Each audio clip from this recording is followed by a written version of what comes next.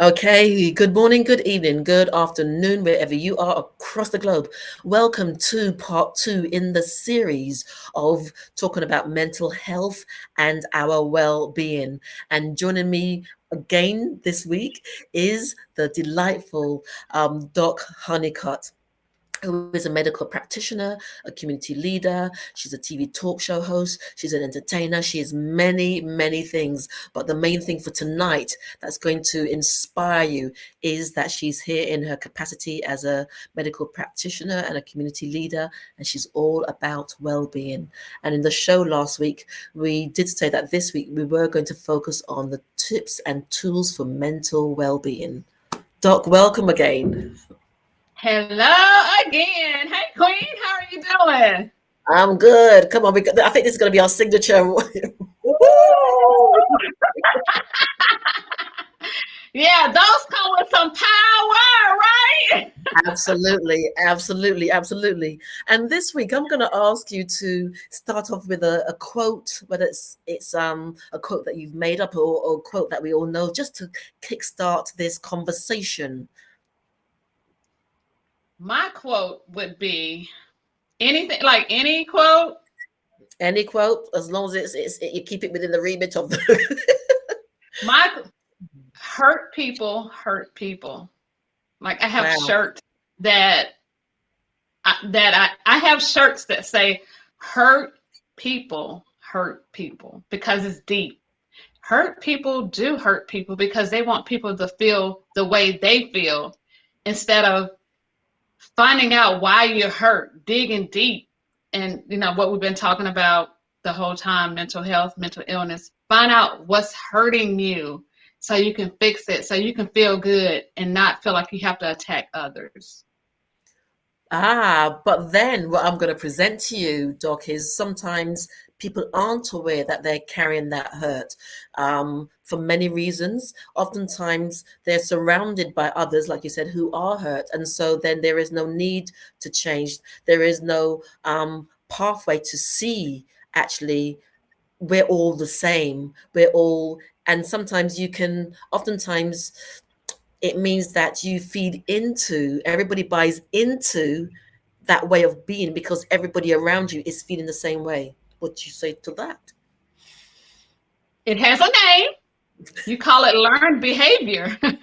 because you've been around that behavior and that mentality for so long till you think it's the way it should be.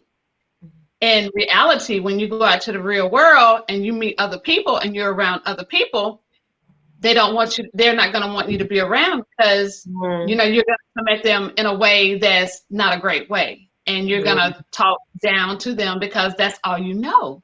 So it goes back to actually, if some people, and it's sad, and I'm glad you said that because it's sad when people don't know that they have an issue. Like that really breaks my heart because they think it's everybody else, but it's them. They think that everybody is attacking them, but they yeah, attack yeah. those people, and that's another name too, narcissist.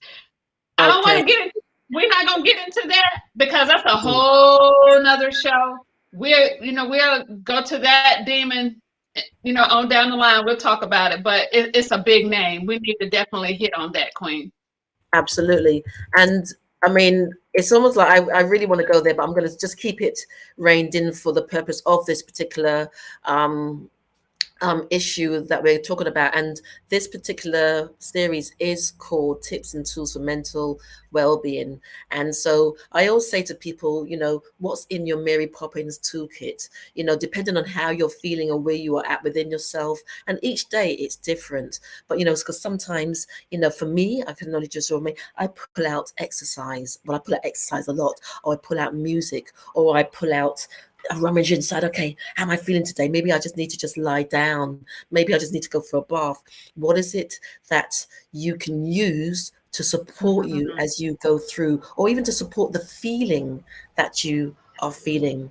And sometimes you're not even aware of what that feeling is. So to pull back and, you know, I have learned to pull back because I'm very driven, and sometimes I notice that I drive through my pain. I used to drive through my pain or drive through, and what I needed to learn was to pull back, to step back, to sit back, so that I can process actually what am I actually feeling, Doc. Yes, you said it. You said it best. Like you said it. You Mm, have to have your toolkit. You have to have your toolbox. Your toolbox is not going to look like my toolbox. You absolutely, know, the things that you keep in there is not going to look like what I have. I might just have going, walking by the water, something yes, tranquil. Once again, being able to talk to somebody, being able to pick up the phone and just getting it out, being able to call my therapist because they're going to know, what I'm going through at that time. Call the mm, hotline, be able to get them anytime. Take a walk, exercise. I run every morning. I have to because of my yeah, mental. I yeah, tell my patients that, they've tested positive for COVID. They're going to tell you to quarantine. They're going to tell you to sit up in the house. Don't sit up in the house. You need to go outside. You need fresh air. If you can make yourself indeed. sit on the porch around nobody, do Yes, that because our body has to run. Our bodies need things that make it run on a great basis every day, mm, just like cars need gas. It needs great gas. We have yes, necessities that we have to have that helps our minds.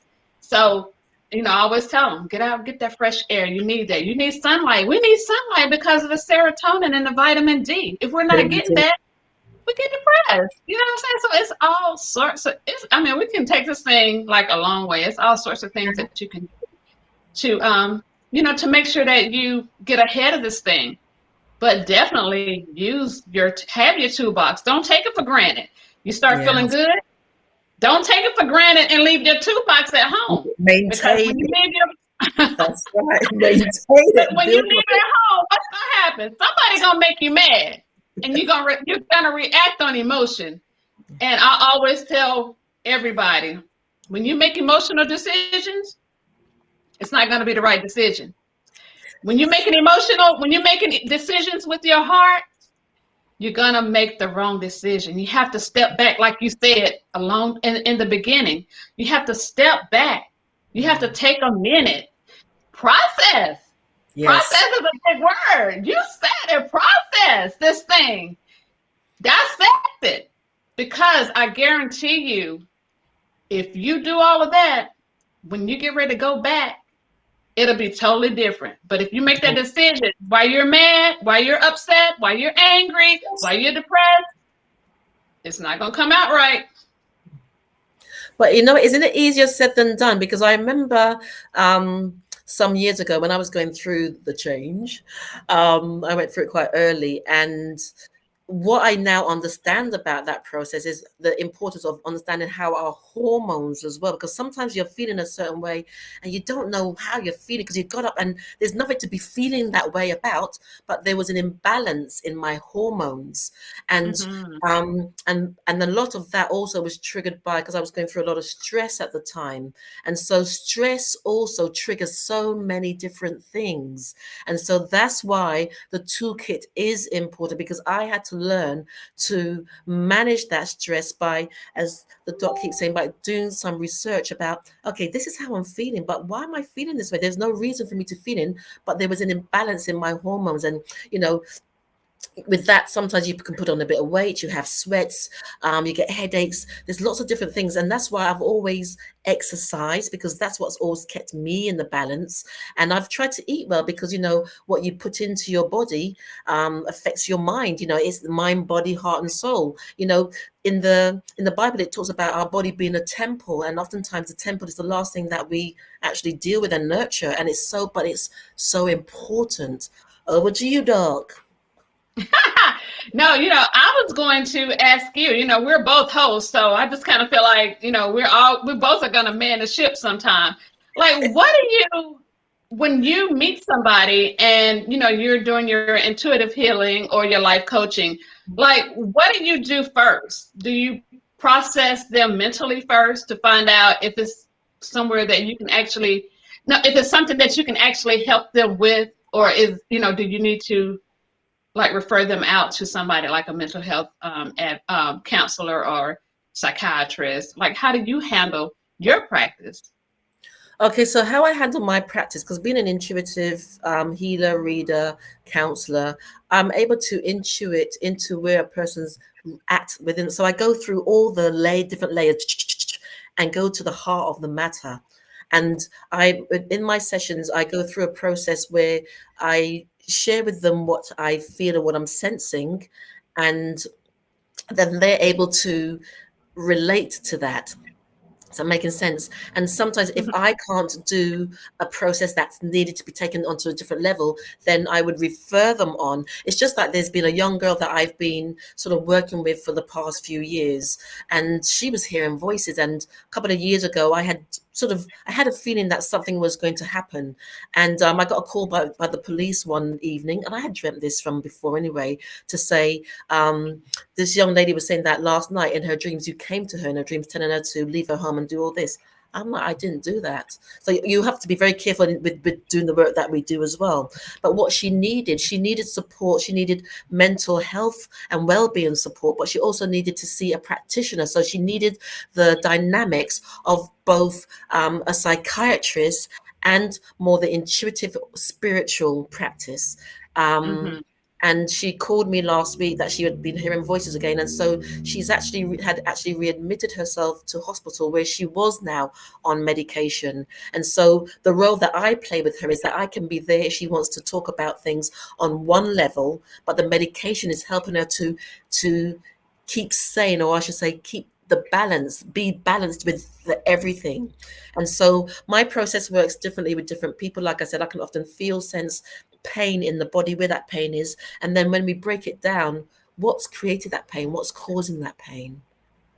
And because oftentimes people who you said hurt people hurt other people, but lots of times hurt people don't realize that they are hurting, or they don't Mhm. realize the extent that they are hurting.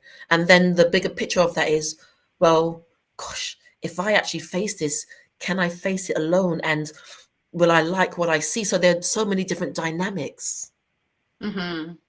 And so my And role is just to support them in saying, it's okay. You can work mhm. through this. It's not going to be easy, but it's possible. Yes. And I think, one of the biggest tools, like out of all the tools, is honesty. Being honest with yourself and being honest with your mental health practitioners. Like, you have to be honest. Absolutely. They need to know the good, they need to know the bad, they need to know the ugly. They should not be there to judge what you do and what you've done. They should Mhm. be there to help you to cope with the things that is actually putting stress on you. Mm. But for you also, Doc, as a practitioner, some of the things where I feel people, it scares people to step forward with that, because sometimes there's so much to look at. They all say, how do you eat an elephant? And most people see the elephant, but that saying is, you eat an elephant bit by bit. So if someone came to you now, I mean, what is your process, Doc? My process is, my assessment take about an hour, but because I need to know, like I said, I need to know the good, the bad, and the ugly. I need to know exactly what's going on with you. I need to know how you're eating. I need to Mm, know if you're exercising. I need to know if you're experiencing domestic violence in your relationships or abuse. I need to know all of these yeah. things so I can get you to where you need to be. That's all I am. I am just the beginning of this thing. I'm gonna, I'm gonna follow the journey with you, but it's gonna be bigger than me. I'm gonna get you Yeah. the help that I think that can help you to be successful and live a successful life, with mental health and with your business. Because even running a business, you got to make sure your mental health is good too. The artists that I work with, they have to make sure their mental health is good before they get out there on that stage. They might have Absolutely. a mental block. You know what I'm saying? But a lot of them don't. They just feel like they just got to get out there and perform, and that's it. No, your mental state has to be 100% at all Because times. it's your coping mechanism, isn't it? It's all I was trying to type in our contact details, but we'll do that. I'll do that towards the end of the show. Because being it's interesting you talk about artists though when they go out on the stage, because oftentimes the stage is their escapism though, isn't it? The stage is the place where they go to release, and then they still come back to this stuff. So sometimes it works the other way around, because we talk about the Mary Poppins tool bag, but sometimes the stage is their tool bag, because they become a different person. They step into a place where they can just be this person for a couple of hours, and that releases them or absolves them from anything else that's going on around them, would you say? Absolutely. But, you got to look at too, a lot of people, there may be people that don't receive you like others do. Mm. That's your outlet, but you have to be ready for that crowd. Is that crowd going to accept me? And if they don't, mentally that's going to affect you. So you got to learn how to be able to move forward from that as Yeah. well. You know what I'm saying? So even with being an artist, it comes with so much mental everything. Absolutely. Absolutely. And it's interesting you say that, because like you, I interview lots of legends and pioneers. I've got another show called On the Sofa with Esther. But you know what's really interesting? I interview the old school legends and pioneers. And one thing that I've noticed with them is they've got this mantra, the show must go on, but also they've got these values, these grounded set of values and Mhm. attributes where no matter what happens, the show must go on. Because I've spoken to so many of them, and maybe that week they've had a family member who's died, or they've gone through something traumatic, but they show up.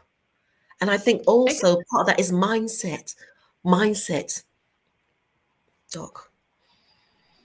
Yes, mindset for sure.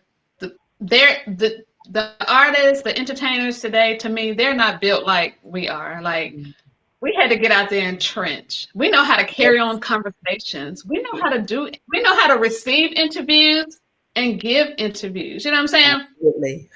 When you have grown up on electronics, and that's another thing, like that's another demon that makes it bad for everybody mentally as well, because you got social media and Yes. people setting standards of this is what life's supposed to be, and realistically life is not.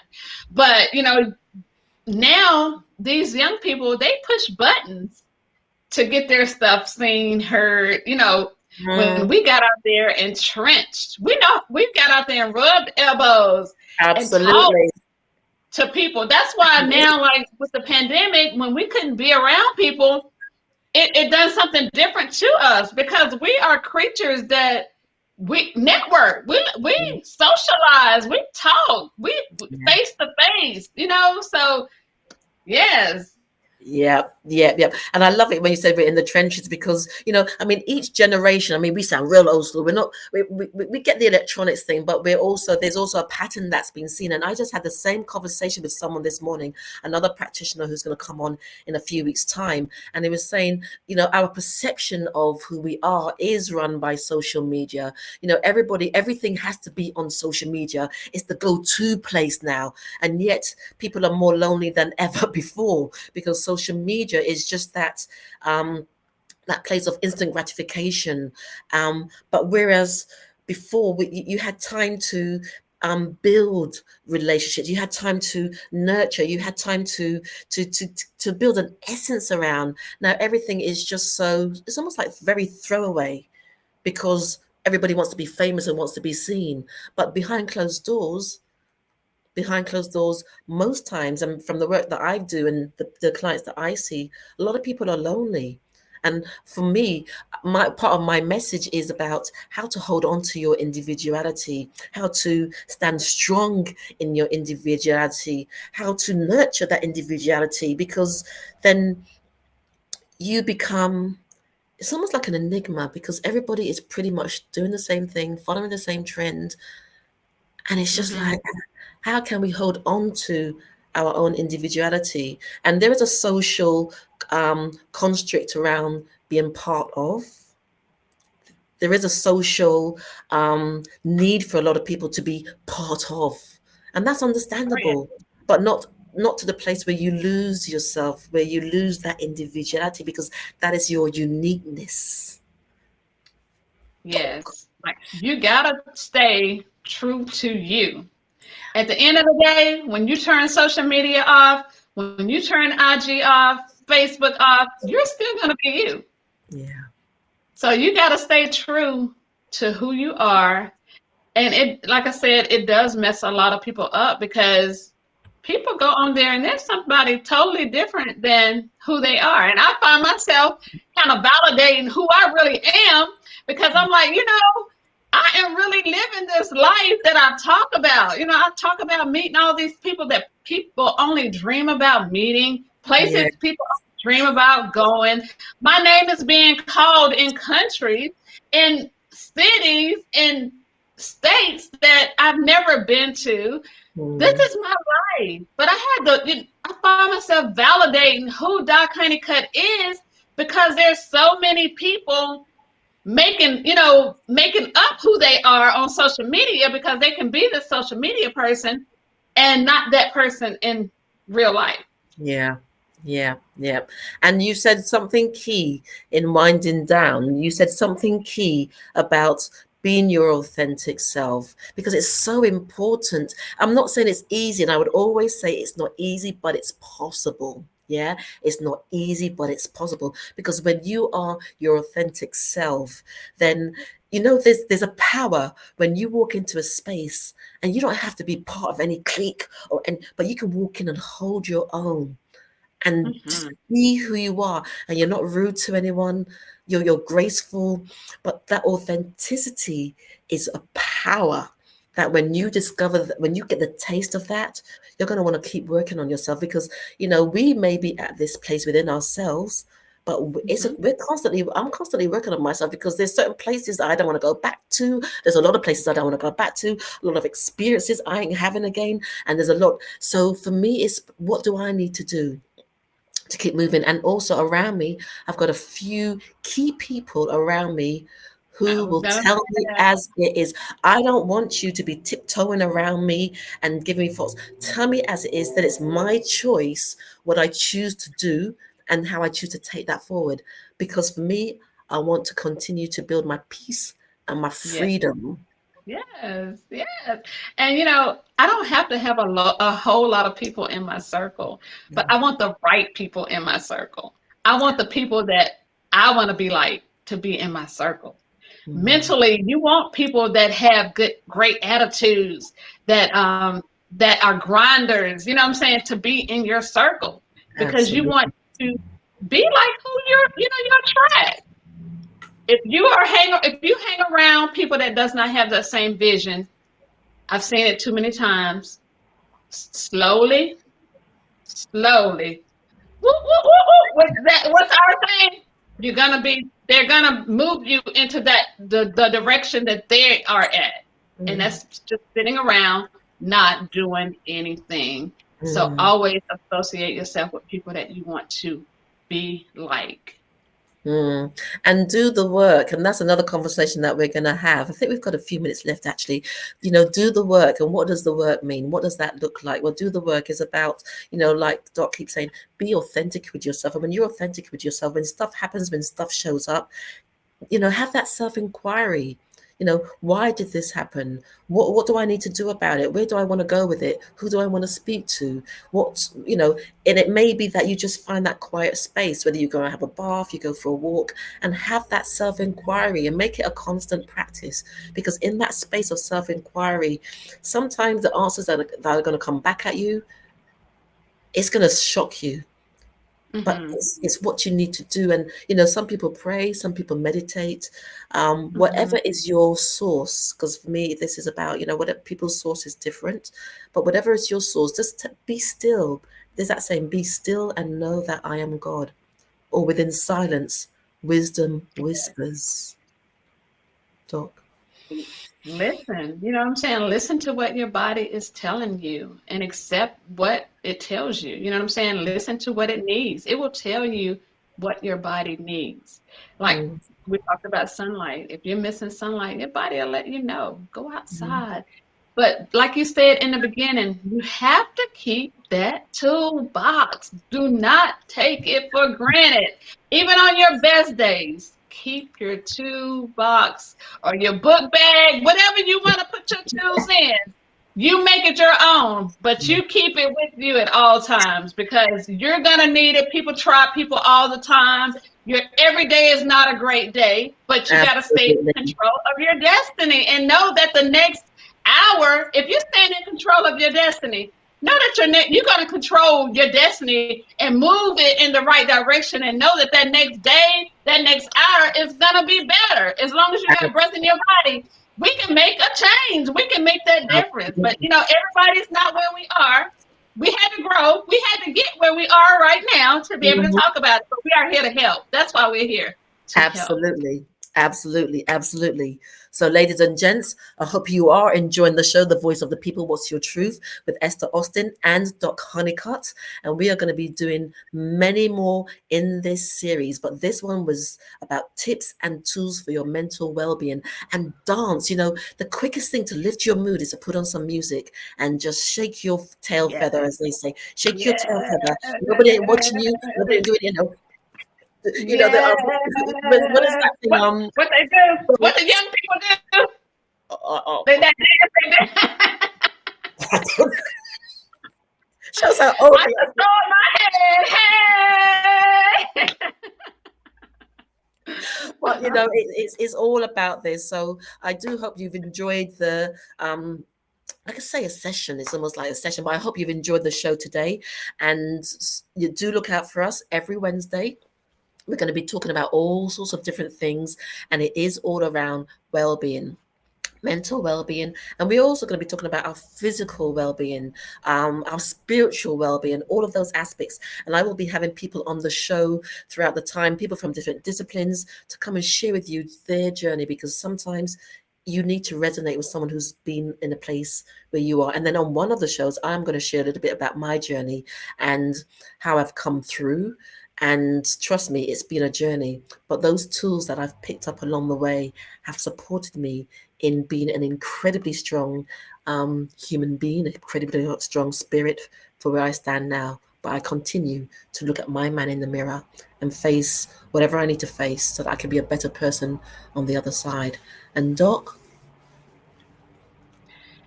Yes. Like once again, you hit it on the head, y'all. We're here for you guys because we've been through things. We Mm, every day has not been a great day for us, but like I said, we've learned how to deal with what we've had to deal with and move on so we can help others. So I'm super excited. Follow us on IG too, Doc Honeycutt Enterprises, and I know Miss Esther's gonna give out her handle as well. Let us know if there's things that you guys want to talk about too, because we want to talk about some things that you all would like to talk about as well. So Doc Honeycutt Enterprises on IG, Doc Honeycutt on Facebook. Let us know if you love the show. Let us know if this is something that you want us to come to your city, your state, your world and talk about. We would love it. Absolutely love it. absolutely. So I'm just typing up where they can find us on all the social media platforms quickly. That's what Doc Honeycutt contact details and social media handles. That's the beauty of these things. We can just do things on the spot. Well, ladies and gents, I do hope that you have enjoyed the show today. As we say, same time, same place next week.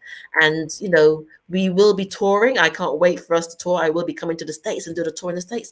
And then hopefully Doc Honeycutt will be coming to the UK, and we're going to be doing the tour over here as well. So, thank you so much for your time. I've enjoyed this, and more to come over the next few weeks. Thank you. Thank you, Queen.